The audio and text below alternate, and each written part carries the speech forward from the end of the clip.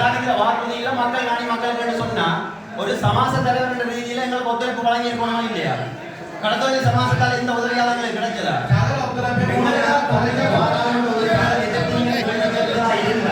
நீங்களும் உங்களோட பகுதிகள் வேலைகளை சரியான முறையில் செய்யணும். இந்த அரசாங்கத்தை கூட நிர்வாகிகள் நாங்கள் கேட்கிறோம். ஒருத்தர் எங்களை கதையை கேட்கிறோம். எங்களுக்காக மதிப்புரியவர்கள் கலைஞர்கள் நாங்கள் பேசாமல் இருக்கிறோம். என்ன காரணம் இருக்கு? அவரால் கதை கேட்கிற அளவுக்கு இவருக்கு என்ன பகுதி இருக்கு? தனிமனே ஒரு கட்சிக்கான நகை இல்லாம என்னட்டு கேட்ப இதே அவர்கிட்ட நாங்கள் 15ஆம் தேதி காணொலி போராட்டத்தில் கேட்ட போது எங்களுக்கு இவர் என்ன சொன்னவர்? எங்களுக்கு சொன்னது இந்த அரசாங்கம் காணிக்காம போகுது. இதே போட்டு அதே அரசாங்கத்துக்கு தான் கேட்கிறோம். உங்களை காணி எப்படி போவேன் விடுதலைன்னு சொல்லிதான் ஆட்சிக்கு வந்தீங்க. 5 வருஷத்துக்கு புரியுங்களா? அவங்க அங்கே பார்த்து சொல்லுங்க, மொத்த பார்த்து சொல்லுங்க. அதே அமைச்சர்கிட்ட விட்டா கோபம் இல்லை. விடாமன்னு சொல்லிக்கிறீங்க, எங்க விட்டீங்க? ஒரு பாதையை தவிர என்ன விட்டா நான் பகிரங்க நாம பதத்தை பிழைக்கு 23,000 காணியில இந்த வரைக்கும் 23,000 காணியில 90% காணி விட்டு அந்த மிச்சம் இருக்கிற 10% மக்களை காணி உறுதி காணி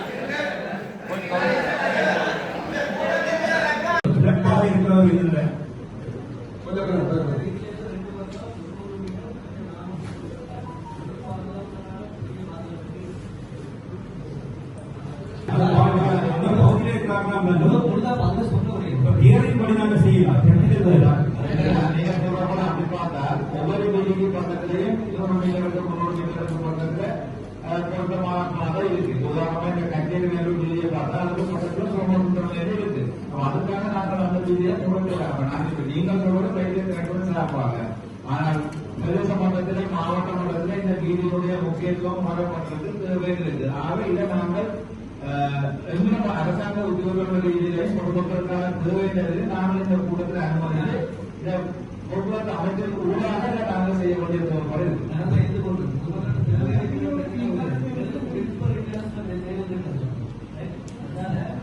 தொழில்நுட்ப பிரச்சனைகளுக்கு ஆராய்ச்சி சொல்லி கொஞ்சம் சொல்றது கேள்வி முதல்ல என்ன ஒரு பக்கம் இருக்குது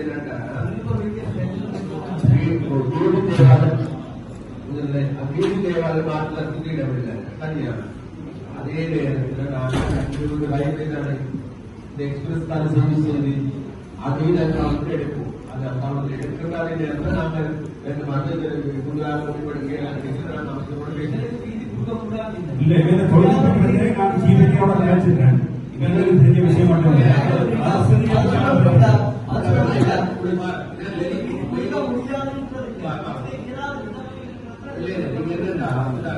வீதி கூடாது மக்கள் கிணவரமா பார்க்கிற வீதி நீங்க படம் போட்டு அமர்த்தி மக்கள் அப்படி செய்யலாது. இதை நீங்க அட்வைஸ் பண்ண எடுத்துனா உங்களுக்கு மேலோட சொல்லணும். இந்த வீதி மக்களுக்கு தேவையா இருக்குது.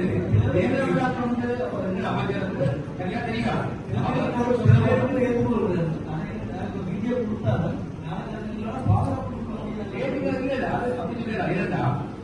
நீங்க உருவாக்கணும். ஒலி சமிக்கையை மட்டும் நீங்கள் உருவாக்கி கொடுத்தாலே போதுமானது. நீங்க ஒலி சமிக்கை இல்லாமலே பக்கத்தில் ஒரு பணம் போட்டு கொடுத்துருக்கீங்க. ஏற்படுத்தி கொடுக்க முடியாத தொழில்நுட்ப ரீதியான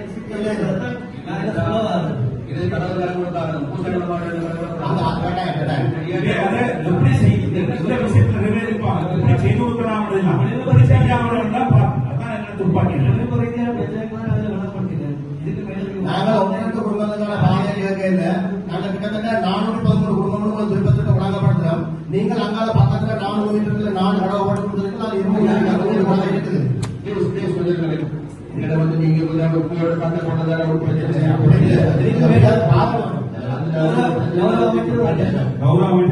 பாதையை பாய்கள் தடை செய்வது உணர வேண்டிய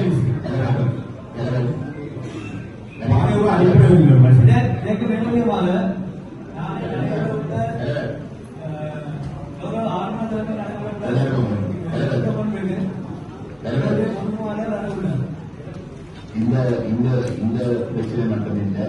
நூற்றிலே இருந்து கணிசமான இதே நியாயத்தைத்தான் ரெவன்யூ டிபார்ட்மெண்ட் சொல்லுது. இந்த பிரச்சனையை வந்து நான் விமர்சனத்தோட வந்து நேரடியாக வந்து சந்திச்சு கன்சல்டேட்டிவ் கமிட்டி அந்த இடத்துல வந்து அந்த கன்சல்டேட்டிவ் கமிட்டி முடிவு மேனேஜரை கூப்பிட்டு நான் கொடுத்த பட்டியலை வந்து பார்க்க சொல்லி இதே டெக்னிக்கல் காரணத்தை காட்டி வந்து அதுல எந்த விதமான வந்து விவசாய பிரதேசங்கள்ல வந்து அந்தந்த இடங்கள்ல வந்து போடக்கூடாது வந்து அவர்களுக்கு வந்து தொழில் செய்ய முடியாத அளவுக்கு வந்து பாதிப்பு இங்கே எல்லாம் வந்து இருக்கிற வகையில வந்து வேற இடத்துக்கு வந்து போகலாம் அப்படி பார்த்தா ஆனா விவசாயம் பண்ணா வந்து அதே தேவைப்படுகின்ற அந்த பொருட்களை கொண்டு வந்து கூடவே அப்படி சொல்லி எத்தனையோ குடும்பங்கள் இப்படி பாதிக்கப்படுவதுன்னு சொல்லி வந்து ரயில்வே டிபார்ட்மெண்ட் வந்து அதுக்கு பார்த்து கொண்டே இருக்கு அப்ப உண்மையில் நாங்கள் வந்து ஒரு கொள்கை ரீதியாக வந்து அரசியல் ரீதியாக தீர்மானத்தை எடுத்து வந்து அமல்படுத்துறதுக்கு பார்த்தீங்க அப்படின்றது வந்து எடுத்து கொடுக்காம வந்து வச்சுக்க போய்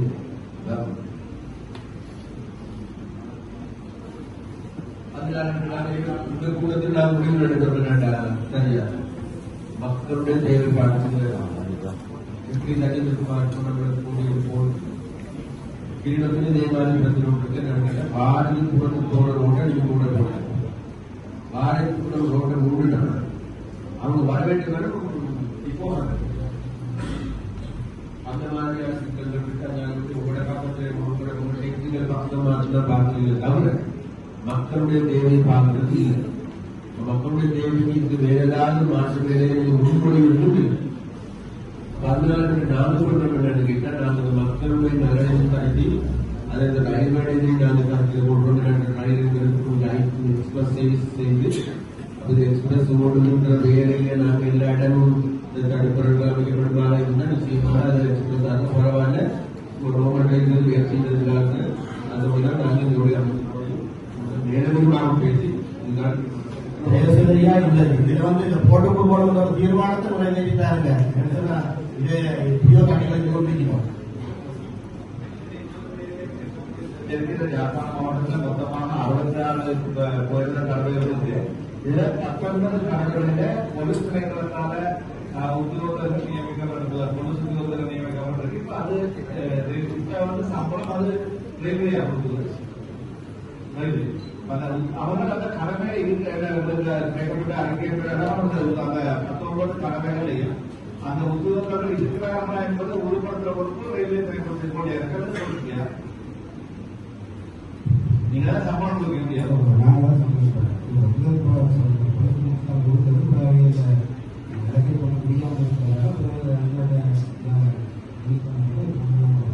அந்த உத்தியோக அந்த கடமையில இருக்கிற உத்தியோகர்கள் கடமையில இருக்கிறார்கள் நீங்க உறுப்படுத்துறீங்க. ஏன்னா நிறைய மனப்பாடம் வருது அந்த ட்ரெயின் வார நேரம் அந்த உத்தியோகர்கள் 19 கடமையில முக்கியமான கடமைகள் அங்கே நிக்கவே இருந்து விடுபடுது.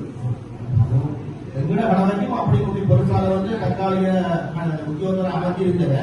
ஆனா எங்க நிற்பாடிதான் இருந்தது.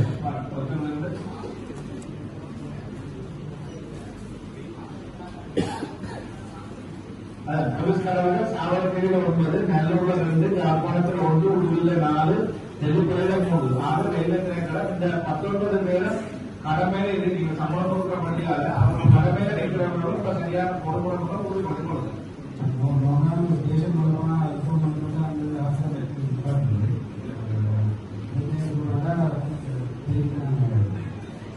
சம்பவம் நடந்தா கூட நாங்கள் ஆளிலே சொல்ல முடியாது. கடமையில தேவையான முக்கியத்துவப்படுத்தி இருக்க தீர்மானம் இது போட்டு கூட மக்களுக்கு தேவையானதை நிறைவேற்றிக்கிறபடி ராபியாட்டு கொடுக்கணும். மக்கள் சார்பாக அமைச்சர் வந்து பார்த்துருக்கிறாங்க. அமைச்சர் மட்டும் கலவையை நான் பார்த்துருந்தேன். கட்டாயம் அது இந்த பாடசாலை மாணவர்கள் அந்த முக்கியத்துவம் அதுக்கு தெரியும். அது ஒரு தீர்மானமா நிறைவேற்றிட்டாங்க.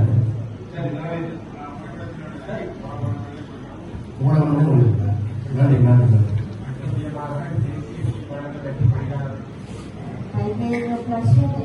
செய்து கொடுக்கிறதுக்குரிய வேலைகள் அடுத்த காலங்களில் கொஞ்சம் தொடங்கப்படும்.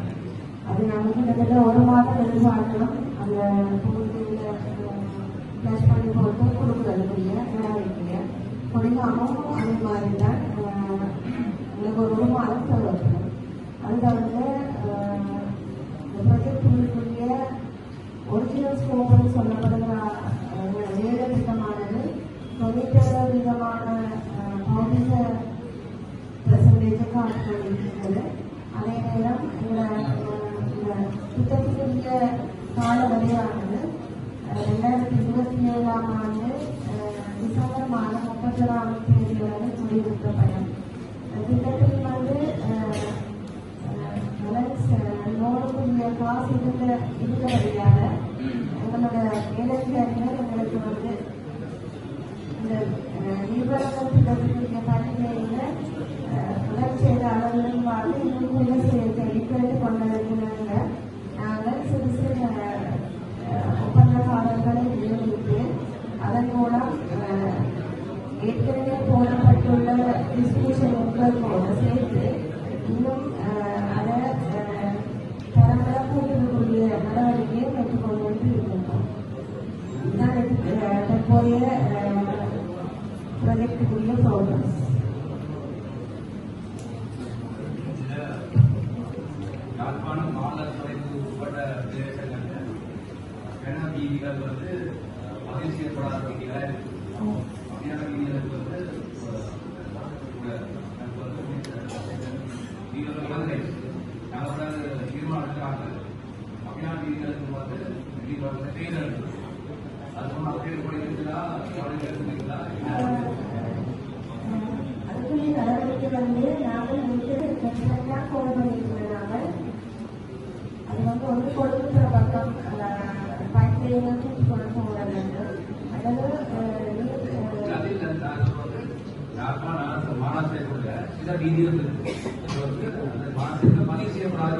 பதிவு செய்யப்படாத வீடுகளுக்கு வந்து ஏற்கனவே ஒரு ஒப்பந்தத்தை போல் பண்ணக்கூடிய நடவடிக்கை மேற்கொள்ளணும் அப்படின்னு சொன்னால் அது வந்து பிரைவேட் லேயர்ல ஒரு கட்டத்தில் வந்தபடியான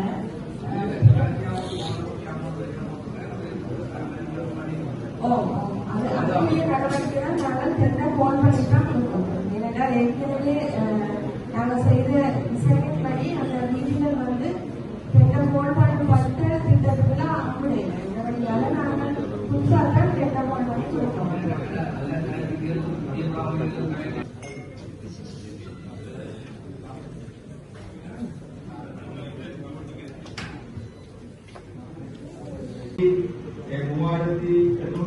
ஏக்கர் காணி விடுவிக்கப்பட வேண்டியதிலிருந்து 21,280 ஏக்கர் காணி விடுவிக்கப்பட்டு தற்போது 2,570 ஏக்கர் காணி விடுவிக்கப்பட வேண்டியிருக்கு. இந்த விவரத்தை கூட நாங்கள் பாதுகாப்பு தரப்பட வேண்டும் உறுதிப்படுத்துவதில் காணியின் அளவுள்ள வருமானம் இருக்குமா இருந்தாலும் நாங்கள் பாதுகாப்பு தேர்ந்தெடுக்க உறுதிப்படுத்துகிறோம். நிச்சயமாக இந்த காணி உரிமை தொடர்பாக நாங்கள் சந்தர்ப்பம் கிடைக்கின்ற போதெல்லாம் இதற்குரிய கோரிக்கைகளை நாங்கள் அதுவரை ஜனாதிபதி அரசாங்க அதிபர்களை கூப்பிட்டு அந்த கூட்டத்தில் கூட நாங்கள் அதனுடைய மாவட்டத்துடைய மிக முக்கியமான முதன்மையான பிரச்சனையாக காணி குடியுரிமை இருக்கிறோம். எல்லாரும் சுட்டிக்காட்டப்பட்டிருந்தது. இந்த 3000 ஏக்கர் விடுவிக்கப்படாத 3000 குடும்பங்கள் வந்து தங்கள் காணிகள் கொடுத்து அது உத்தியோகமாக வந்து எசட்டிலிருந்து விடுவிக்கப்படாமல் இருக்கிற மட்டும்தான் புரியுகிறவங்க விடுவிக்கப்படாதவர்களுடைய பயன் என்னென்னால் நாங்கள் வந்து 6000 ஏக்கர் கெசட்டப்பட்ட 6000 ஏக்கர்ல இருந்து 3000 விடுவிக்கப்பட்ட புதியவர் நடந்திருக்கிற காணியை கொடுத்தால் மிச்சம் 3000 ஏக்கர் கொடுக்கவே கொடுக்கப்படாது. அதற்கு அடுக்கின்ற பயன் என்றாலும் நீங்கள் அந்த அதாவது இன்னும் விடுவிக்கப்படாத காணிகள் சம்பந்தமாக ஒரு குறிப்பிட்ட காலப்பகுதியில் ஒரு வகுப்பு அதை சேர்க்க வேண்டி இந்த பயம் வந்து ஒரு நியாயமான பயம் என்றால் அதை விடுவித்தார். இப்ப இந்த 3000 விடுவிக்கப்பட்ட 3000 ஏக்கரை வந்து கிட்டத்தட்ட எத்தனை வருஷம் நாங்கள் அதை விடுவிக்க அப்ப அப்படி நாங்கள் அந்த வேறு படிச்சா அதுக்கப்புறம் அதை மட்டும் நாங்கள் வச்சு வந்து தடை செய்யறாங்க அப்படிங்கிறது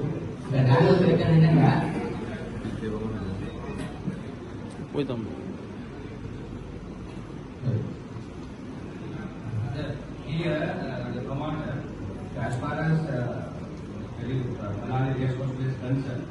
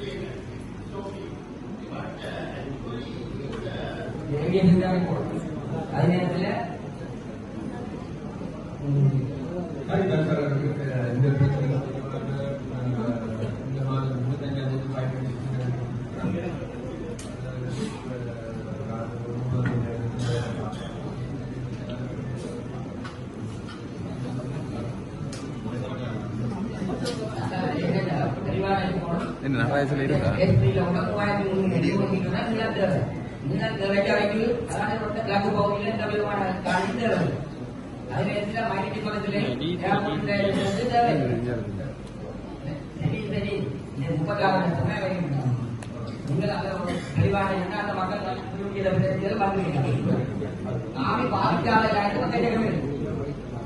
ஒவ்வொரு கூட்டத்திலே நாங்கள் கலைக்கிறோம். அதே பிரதானமான பிரச்சனை 2013ஆம் ஆண்டு மே மாதம் 22 அறிவிக்கப்பட்ட கட்டணம் அறிவிக்கப்பட்டது. அது கிட்டத்தட்ட 6380 ஏக்கர். அதில் கிட்டத்தட்ட 3300 ஏக்கர் விட்டாங்க. ஆனா இன்று வரைக்கும் அந்த கெசட் நோட்டிபிகேஷன்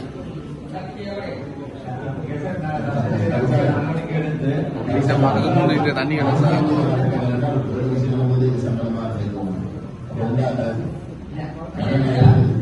இந்த 6380 ஏக்கர் தெரியுங்க.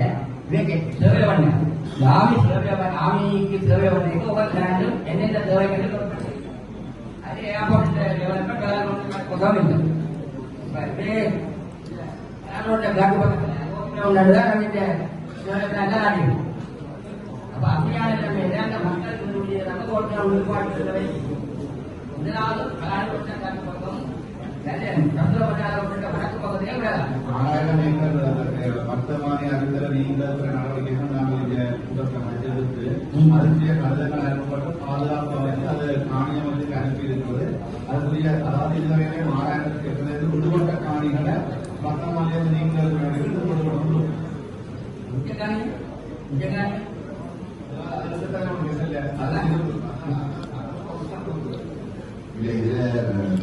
சொல்றது போல இந்த மிச்சம் 3000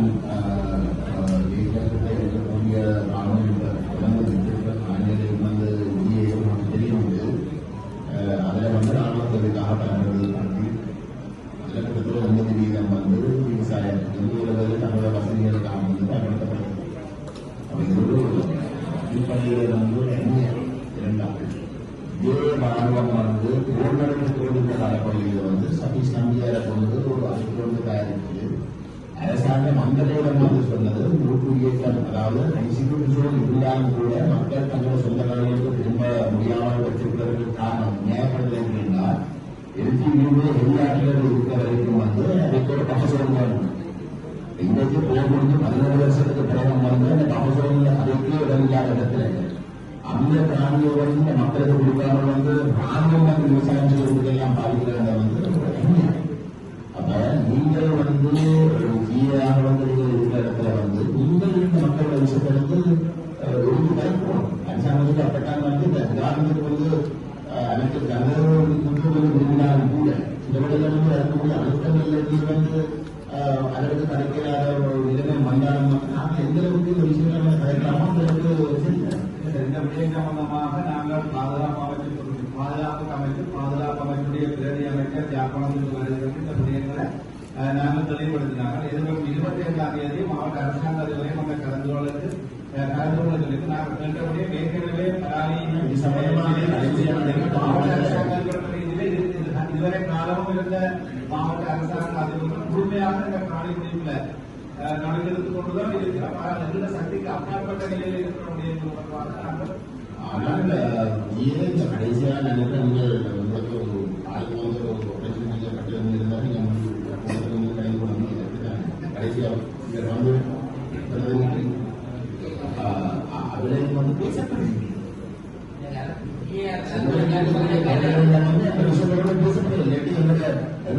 விமானத்தில் இருக்கக்கூடிய பிரதேச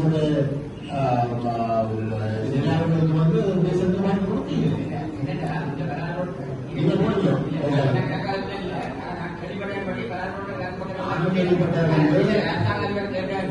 அப்பதான் இந்த ஏர்போர்ட் அந்த டாக்குமெண்ட் எங்களுக்கு 2019ஆம்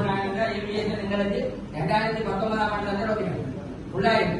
அதுல திருத்தமான தேவையும் இல்ல, ஒரு ஸ்டேஜில் எவ்வளவு இருந்தவை அதுக்கான காட்சி எவ்வளவு இருக்கு என்ன தேவை கிடையாது. இந்த மசாவடாக நல்ல ஹாஸ்பிட்டல் தனியாக வேண்டுமா வேண்டாம் என்கின்ற முடிவு எடுப்பதற்கு எங்களோட 25ஆம் தேதி நடைபெறப்படும். அதுல அவங்க நான் அமைச்சரோட பேசுகிற பொழுது அவர் தூண்டப்பட்டது இனிவரும் காலங்களில் மேலதிகமாக எங்களுக்கு காலை தேவை பொது சொல்லியிருக்கார். அதனால அமைச்சர் அடுத்து எல்லாரையும் வந்து நாங்கள் பேசி அதுக்கு முடிவெடுக்கிறோம். உண்மையிலேயே அந்த கால சம்பந்தமான முடிவு சரி. அதனால நான் வந்து சொல்றேன்னு கேட்டா உண்மைதான். இன்றைக்கு 17 வருஷமாக இருந்து 17 வருஷத்துக்கு பிறகு கூட நாங்கள் வந்து 2020 இருக்கிறோம். யாருக்கு விட மாட்டாங்க நினைத்த பலாலையோடு நாங்கள் நிரூபிச்சிருக்கிறோம். அதே போல யாருமே அகற்ற முடியாத கொண்டு எல்லாமே அகற்றிருக்கிறோம். நாங்கள் அந்த வகையில் நாங்கள் இதுகளுக்கான பொருத்தமான முடிவுகள் எடுக்கிறோம். அந்த வகையில உங்களுக்கு இருக்கிற அதே தேவை எங்களுக்கு இருக்குது. இந்த மக்கள் எங்களுடைய இருக்கிறவர்கள் எங்களுடைய வழிகளை சந்திக்கிறவர்கள் அதனால இது சம்பந்தமாக நாங்கள் எங்களுடைய பக்கத்தில் பொசிட்டிவான முடிவுகள் எடுப்பதற்கு எதிர்வரும் 25ஆம் தேதி பிரதி அமைச்சர் உரிய அமைச்சர்கள் அதில் நேரடியாக ஜனாதிபதி கலந்து கொள்கின்ற பாதுகாப்பு செயலாளர் உள்ளிட்ட அனைவரும் கலந்து கொள்கின்ற ஃபைனலான ஒரு டிசிஷன் எடுக்கிறதுக்கு அது அந்த நேரத்தில் நாங்கள் அதை சொல்லிருக்கோம். ஹாஸ்பிட்டல் சம்பந்தமான பிரச்சனை சொல்லியிருக்கோம். ஹாஸ்பிட்டலுக்கு என்ன முடிவு எடுக்கணும். கட்டடம் கட்டப்பட்டிருக்கு சரியா. இது கட்டடம் ஆரம்பித்தது நாங்கள் வந்து பிறகு சரியா ஆரம்பித்தது சரியா. ஆரம்பத்திலிருந்து இந்த காலி முடிவெடுப்பதற்கான பல்வேறு முன்னெடுத்தவர்கள் அல்லது முன்னெடுக்காமல் பார்த்து கொண்டிருந்தவர்கள் பேசிக் கொண்டிருந்த நாங்களும் இருக்கிறாங்க.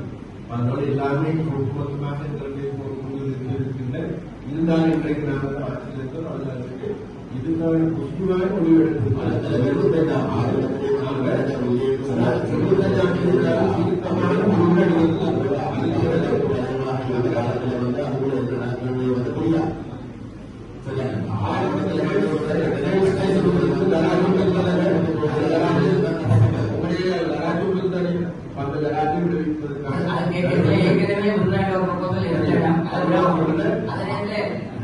அன்றைக்கு வந்ததற்கு பிறகு அமைச்சர் பாடசாலை காடு கொடுப்பதற்கு அதே போல அந்த பிரதேசத்தில் கோயில் செல்வதற்காக இவ்வாறு முடிந்ததை எடுத்துக்கணும்.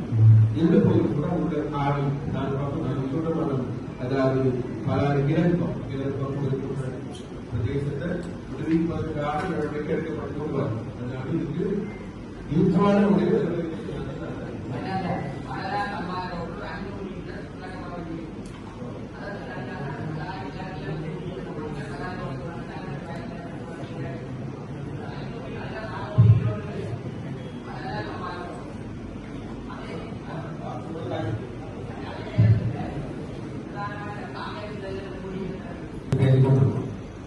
இனி போன வருடமே அல்லது போன வருடம் மார்ச் மாதம் அதுக்கு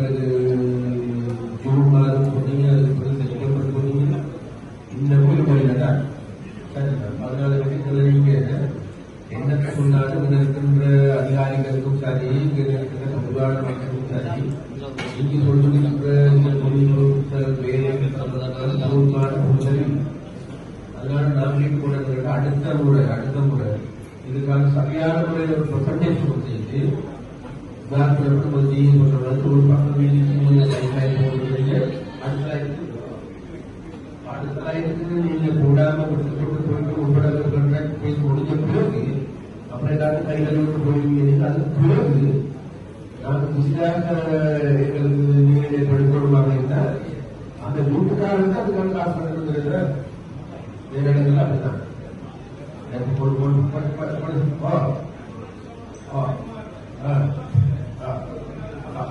அதனால கடவுளுக்கு இந்த நிதி கிடைச்சிருக்குது நிதி இருக்குது. நிதி சரியான முறையில் பயன்படுத்தி நீங்க சரியான முறையில் வளர்த்து பழைய காலத்தில் ஒரு பேர் அதை நீங்க விளையாடி கூட சமாளிகளை விட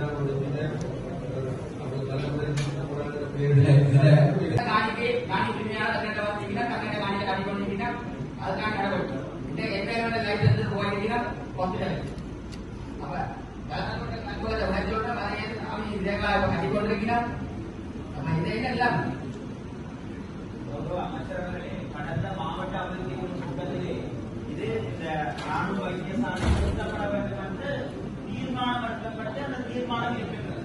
ஆகவே நிர்வாக ரீதியாக எடுக்கப்படுகின்ற தீர்மானங்களோ அல்லது இருக்கக்கூடிய சட்டங்கள் எதற்கும் இந்த நாட்டிலே ராணுவம் விதிவிலக்கு பெற்றதாக நாங்கள் பேசுறோம். அடுத்தது இந்த அண்மையிலே 36 வருடங்கள் பூர்த்தியை முன்னிட்டு மக்கள் ஒரு பெரிய போராட்டம் நடத்தியிருந்தார்கள். அரசாங்கம் ஊடாக ஜனாதிபதிக்கும் தங்களுக்கு மகஜர்களை சமர்ப்பித்திருந்தார். அந்த மக்களுடைய பிரச்சனைகளுடைய விடயத்தில் கூட அங்கே ஒரு ராணுவ உல்லாச விடுதி என்று சொல்லக்கூடிய ஒரு பங்களாண்டு இருக்கிறது. அப்ப அப்படி இருக்க அந்த மக்களுடைய நியாயபூர்வமான குடியிருக்க முடியாத அளவுக்கு அவர்கள் இன்றைக்கும் அகதி முகாம்களை அடுத்த இடைத்தங்கள் முகாம்களை இந்தியாவிலே இருந்து கொண்டிருக்க இந்த மக்களை நாங்கள் தொடர்ந்து காக்க வைக்க போறோம். அதாவது உங்களுக்கு இந்த நம்பிக்கை கொண்டு ஒரு காலத்திலே